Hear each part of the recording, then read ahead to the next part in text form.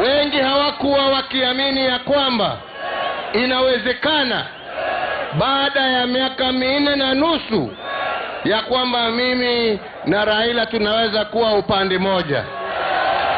Sasa leo kwa wale ambao walikuwa wanafikiria ya kwamba ni kudanganyana, tunadanganyana. Walio na macho waone, walio na masikio wasikie. Tunaelewana wenzangu? Ya muhimu pia, hata tukisherekea siku ya leo, lazima pia tusherekee wale ambao wameweka tamaa yao chini na kusema kwa sababu ya wananchi na nchi ya Kenya wanataka tuungane pamoja. Na wa kwanza kabisa ningependa tumshukuru Mheshimiwa Stephen Kalonzo Musyoka.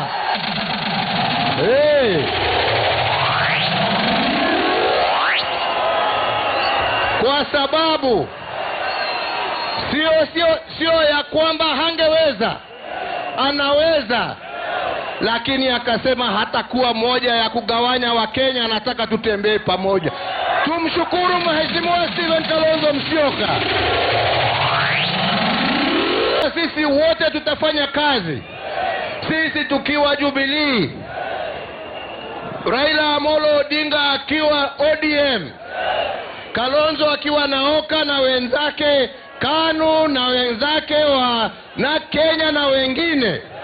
Zote tushirikiane tuwe kitu kimoja, na hakuna mtu ambaye atawachwa nje ya serikali ya Raila Amolo Odinga, wote watakuwa ndani. Hii itakuwa serikali ya kujumuisha wote, ya kujumuisha jamii zote za Kenya, ya kujumuisha wazee, wakina mama na vijana haswa ndani ya serikali. Mungependa tuendelee namna hiyo ama mungependaje? Si namna hiyo? Munafurahia kuja pamoja kwa Mheshimiwa Raila Odinga na Mheshimiwa Stephen Kalonzo Musyoka? Hebu nione kwa mikono ni wangapi leo wanasherehekea umoja wa viongozi wetu. Si namna hiyo? Na ndio tuweze kusonga mbele tukijenga juu ya msingi ule ambaye tayari tumejenga. Si namna hiyo? Tutatembea hivyo.